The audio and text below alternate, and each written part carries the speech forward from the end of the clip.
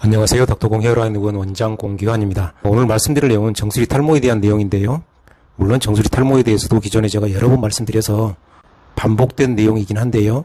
말씀드린 지가 제법 된 것 같아서 다시 한번 아주 간략하게 말씀드리겠습니다. 외래에서 이제 환자를 보다 보면 환자분들께서 정수리가 비어 보인다 혹은 휑해 보인다고 해서 오시는 경우는 사실 비일비재하게 많은데요. 그런 경우 무조건 탈모 치료를 한다든지 아니면 모발이식을 권한다든지 이러한 거는 당연히 잘못된 방법이고, 정수리 탈모 같은 경우는 기본적으로 전문가에 의해서 먼저 정확히 검사를 해볼 필요가 있습니다. 정수리가 비어 보이는 원인들을 보면 첫 번째가 정수리 모발이 가늘어져 있을 때, 요게 이제 첫 번째고요.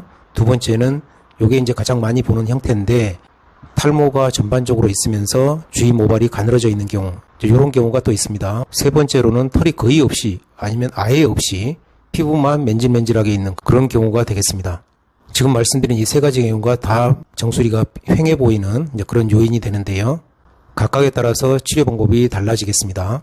첫 번째로 정수리 모발이 전반적으로 가늘어져만 있는 경우는 당연히 그건 이제 모발이식 대상이 안 되고요. 약을 먹거나 바르고 탈모 치료를 함으로써 가늘어진 모발을 굵게 만드는, 정확히 말씀드리면 짧아진 성장기를 다시 길게 해서 원래의 성장 사이클로 돌려주는, 그게 기본 치료 방향이 되겠습니다.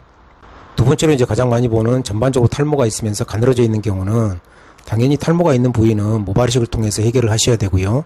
기존에 가늘어져 있는 그런 모발들은 첫 번째 경우에 말씀드린 것처럼 약을 먹거나 바르고 탈모 치료를 함으로써 모발을 굳게 만드는 그러한 과정이 필요하게 되겠습니다.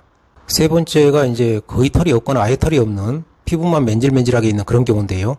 그런 경우는 당연히 이제 모발이식을 하셔야 되고, 이런 경우가 그 결과를 보면 상당히 이제 드라마틱한 그런 결과를 볼 수가 있겠습니다. 소위 이제 상전백회가 되는 그런 결과를 볼 수가 있겠습니다. 오늘은 정수리가 비어 보인다 혹은 휑해 보인다고 했을 때 반드시 전문가에 의해서 정확히 검사 후에 지금 상태가 어떤 경우에 해당되는지를 먼저 파악하고 거기에 따라서 치료 방향을 결정해야 된다. 이게 매우 중요하다. 그런 말씀을 다시 한번 드리고 오늘은 끝내도록 하겠습니다. 감사합니다.